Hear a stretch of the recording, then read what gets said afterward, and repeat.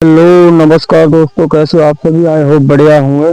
आज मैं आप लोगों को एक किस्सा सुनाता हूँ। चलो शुरू करता हूँ कि एक तालाब के किनारे एक बगुला रहता था। तालाब के किनारे बगुला रहता था और आराम से शिकार करता, खाता पीता आराम से, बहुत मजे से उसकी जिंदगी कट रही थी। फिर एक दिन उस पे बुढ़ापा आता है। बुढ़ापा आने के बाद में फिर उससे नहीं तो मछलियां पकड़ी जा रही, नहीं उसका पेट भर रहा। उसने सोचा कि तालाब के किनारे बैठे बैठे सोच रहा था कि अब क्या किया जाए, अब जिंदगी कैसे कटेगी। तो उसने सोचा क्यों ना मछलियों से कुछ बात करी जाए। तो उसने अपना दिमाग लगाना स्टार्ट कर दिया। उसने सोचा, पहुंचा मछलियों से बोला कि ये तालाब 2-3 दिन में मतलब इसका पानी खाली होने वाला है। मछलियां एकदम डर गई। मछलियां सोचने लगी कि अब क्या हुआ, कि अब तो हमें कोई, अब तो हमारी जान चली जाएगी, हम कैसे जीवित रहेंगे।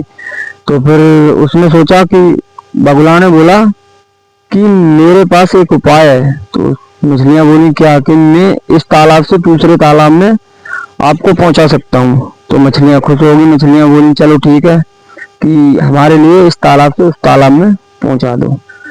फिर मछलियां फिर रोजाना मछलियों को ले जाता, वो दूर कहीं चट्टान पे बैठ कर आराम से मजे से खाता।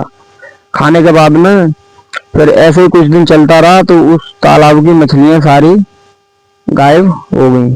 सारी मछलियां उसने मतलब भोजन बना लिया, खा लिया उसने सारी मछलियों को।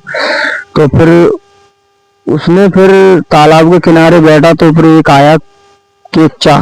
केकड़ा उसने बोला कि मुझे भी वहीं तालाब में पहुंचा दो जहाँ मछलियों को आप लोग आपने पहुंचाया है। उसने कहा ठीक है, बैठो मैं पहुंचाता हूँ।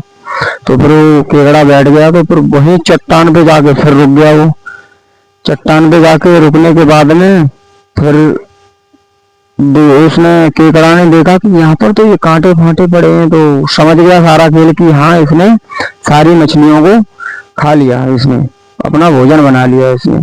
तो फिर उसने जब तक सोचता समझता बगुला, तब तक उसने पीछे से उसकी गर्दन मरोड़ दी केकड़ा ने।